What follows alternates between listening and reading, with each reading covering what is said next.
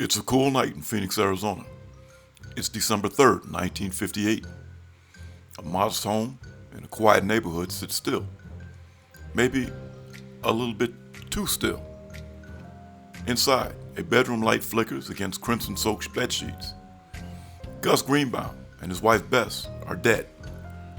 Their throats are slashed, their faces mutilated, but nothing stolen.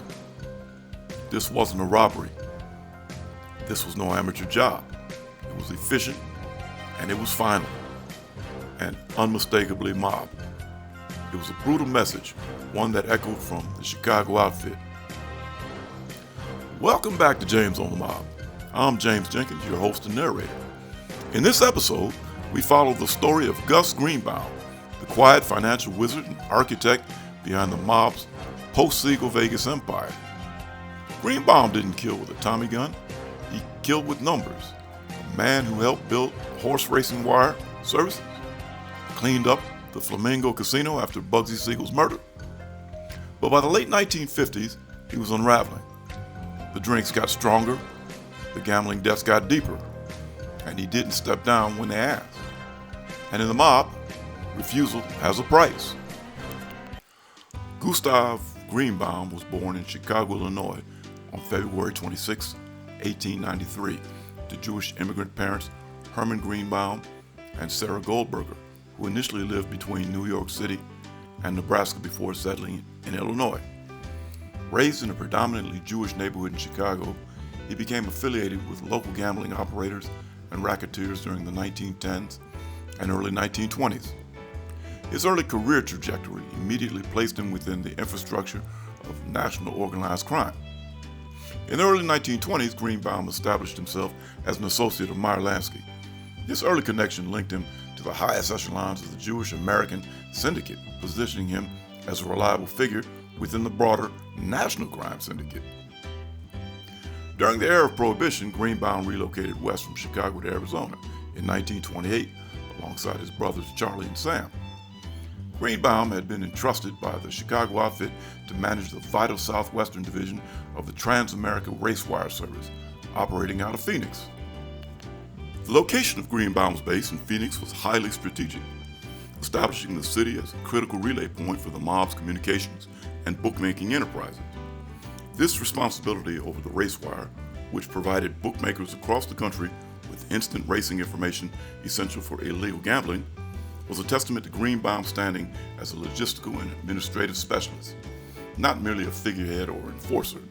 He was entrusted with the operational stability of a core national financial engine of organized crime, earning him recognition as the boss of the rackets in Phoenix. Greenbaum and his brothers used legitimate fronts, such as a grocery store and a smoke shop, to camouflage their primary criminal enterprise, while Sam Greenbaum's bail company, Bond Service Company, provided valuable connections within the local criminal element. Through the 1930s, Greenbaum worked with Mo Sedway and others to maintain control over bookie territories and ensure accurate, controlled distribution of horse race results. By 1935, Greenbaum had gained national importance as a trusted nonviolent operator. He maintained communication with Meyer Lansky, Frank Costello, and key syndicate members through this decade, particularly during the creation of the National Crime Syndicate in 1932. Greenbaum extended his influence into Las Vegas by the early 1940s, investing in local properties like the El Cortez and the Race Wire Service in Vegas. By 1945, Greenbaum, alongside syndicate figures Morse Rosen and Mo Sedway, was directly managing the El Cortez Casino. The sophistication of Greenbaum's operation was evident in his political outreach. Operating from the Lures Tower in downtown Phoenix, he cultivated relationships with numerous local power brokers, including, allegedly, future U.S. Senator Barry Goldwater. This demonstrates that the mob's approach to securing its southwestern operations was highly nuanced. Greenbaum simultaneously managed the illegal gambling infrastructure, while his proximity to political elites provided essential leverage and protection against local regulatory or law enforcement interference. Gus Greenbaum's greatest professional contribution was his transformation of the Flamingo Hotel and Casino from a failing enterprise into a massive financial success, proving the viability of the Las Vegas model for the organized crime. Mobster Benjamin Bugsy Siegel was the initial champion of the Flamingo and was hailed as a visionary, but his venture was a financial disaster. Due to mounting construction costs and heavy skimming by Siegel, the Flamingo was forced to temporarily shut down in January of 1947. While Siegel achieved legendary status, Greenbaum was widely regarded as the superior businessman, emphasizing practical management over showy personal prestige. And after a decision by the National Crime Syndicate, management of the Flamingo was reshuffled. On June 20th, 1947, while sitting on a sofa reading a newspaper, Benjamin Bugsy Siegel was shot to death. Minutes after Siegel's murder, the syndicate wasted no time. Greenbaum, along with Mo Sedway and Morris Rosen, immediately walked into the property and assumed management control of the Flamingo. This rapid succession highlighted Greenbaum's pre-approved role as the organizational replacement and the syndicate's determination to maintain operational continuity. Greenbaum took over as the license operator in 1948. Under his direction, the resort was quickly rebranded the Fabulous Flamingo. Greenbaum's management strategy focused heavily on bottom-line efficiency, improving customer service, and securing popular showroom headliners, professionalizing the operation beyond Siegel's erratic methods. Greenbaum's operational stability delivered unprecedented financial results. He successfully reversed Siegel's crippling financial losses, generating an extraordinary $4 million profit in the first full year of full operation post-Bugsy. This substantial profit served as a definitive proof of concept for the syndicate's entire Las Vegas strategy. Greenbaum's ability to convert a high-profile failure into a massive revenue stream demonstrated that regulated gambling could be a reliable and highly lucrative source of income, solidifying the national organized crime structure's long-term commitment to the Nevada casino industry. Following his success at the Flamingo, Greenbaum sold his interest in 1955. He subsequently purchased a stake in and assumed management of the newly opened Riviera Hotel Casino. The Riviera was struggling financially, and it was secretly controlled by the powerful Chicago outfit. Recognizing his unparalleled track record of turning around failing properties, the Chicago bosses coerced Greenbaum out of retirement to manage the resort.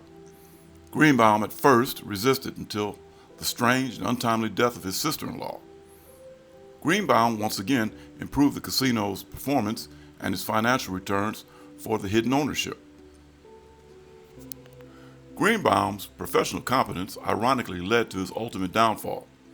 Although he ran the resorts efficiently for the mob, he began engaging in unauthorized skimming, siphoning millions of dollars intended for major crime bosses across the country to fuel his growing drinking and drug habits. This theft directly impacted the cash flow expected by the Chicago outfit leaders, Tony Accardo, and his sidekick, Jake Greasy Thumb Guzik. Greenbaum's crime was perceived not merely as theft, but as a severe professional betrayal. The executive who stabilized the Flamingo and formalized the modern skimming operation, Greenbaum understood the structure intimately. His decision to skim from the Chicago bosses, the most powerful figures in organized crime, was an act of financial insubordination that fundamentally challenged their authority and necessitated an immediate, devastating response. The betrayal led to an immediate escalation of threats against Greenbaum. Accardo reportedly demanded that Greenbaum sell his shares and immediately exit the Riviera. Chicago mob fixer Johnny Roselli was allegedly dispatched to Las Vegas to persuade Greenbaum to unload his investment. Greenbaum was fully aware of the peril as evidenced by his employment of bodyguards after a reported dispute at the Riviera shortly before his death. Despite these clear warnings, Greenbaum was quoted as replying, "I don't want to leave this goddamn town," unquote. He departed Las Vegas for Phoenix the week before his murder. One of the other factors that elevated Greenbaum's operational risk in the eyes of the National Syndicate was his association with notorious labor racketeer Willie Buyoff. Buyoff, a once somewhat prominent Chicago mobster, was deeply involved in corruption within the International Alliance of Theatrical Stage Employees Union, IATSE. After Bioff was charged with extortion, he became a high-profile government witness, earning him the permanent scorn of the entire criminal underworld. Bioff himself was assassinated by a car bomb in Phoenix in 1955. And for those of you who follow this channel, thank you very much. I have previously made a video about Bioff. I invite you to check it out. Greenbaum was later implicated in harboring the snitch Willie Bioff in the Phoenix area and even giving Bioff a job in the Riviera casino. This association, even if indirect or historical, created a massive and unacceptable vulnerability for Greenbaum in the 1950s. During this decade, federal scrutiny, especially from high-profile investigative bodies like the Kefauver Committee and the looming McClellan Committee, made any known connection to informants disastrous for organized crime. This failure to distance himself from Bioff meant that, regardless of his impressive casino performance, Greenbaum carried a persistent security liability. On Wednesday, December 3, 1958, Greenbaum and his wife Bess were found murdered in their upscale Encanto neighborhood home in Phoenix, Arizona. The crime scene provided gruesome and unique details suggesting a targeted, deliberate act of domestic brutality designed to terrorize.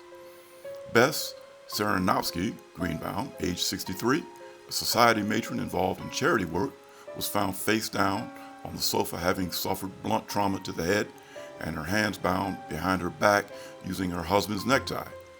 Her throat was subsequently cut. Investigators noted that her head had been padded with a towel and newspaper, seemingly to prevent blood from staining the furniture, indicating a degree of calculated procedure. Gus Greenbaum, age 65, was discovered in the master bedroom, lying on the merged twin beds with an electric heating pad still plugged in. He had been attacked with extreme violence. His throat was cut with a kitchen butcher knife found in the Greenbaum residence, resulting in a near decapitation. The absence of forced entry suggested the killers were either known to the Greenbaums or entered while Greenbaum was alive and subdued him first. Although the murders occurred in Arizona, local Nevada authorities try to discount the possibility of a syndicate hit. Robin Scahill, chairman of the Gaming Control Board, stated that the crime did not look like a syndicate job because it was too messy, and suggested that it was more like a crime of passion due to the amateur weapon used in the killing, the butcher knife. Clark County law enforcement were also visibly relieved that the murders occurred outside Nevada's jurisdiction. However, organized crime experts concluded that the extreme brutality and messiness of the murders were not signs of unprofessionalism, but rather calculated intentional messaging. The near decapitation and execution of Bess Greenbaum, a civilian, maximized the chilling effect. This personalized violence was a communication to all mob-affiliated casino operators. Financial subordination against the leadership would be met with terrifying retribution, and no manager, regardless of his skill or service, was protected from the consequences of betrayal, nor was his family. The U.S. Department of Justice quickly recognized the mob implications, convening a federal grand jury shortly after the homicides to investigate organized crime in the Southwest. However, no one was ever brought to justice for the murders of Gus and Bess Greenbaum. So goes the story of Gus Greenbaum. He was once the mob's golden boy out west. He turned Vegas from a bloodbath into a balance sheet. But something changed, and the mob doesn't like change. From the Trans-America wire service of the 1930s to the Vegas Strip in the 1950s, Gus Greenbaum was a key logistical mind behind organized crime's western expansion. But the same mob that rewarded his skill also executed him when he became a liability. The murder of Gus and Bess Greenbaum was more than a hit. It was a final ledger entry in the books of mob justice. And in the comments below, let me know how you feel about the murders of Gus and Bess Greenbaum. Were they a message or just business as usual? I'm James Jenkins. If you've enjoyed this video, hey, you know what to do. Hit that like button, subscribe and share, and stay tuned for the next episode of James on the Model. It'll be a hot one. And remember, life is short, so don't wag it off. See yous.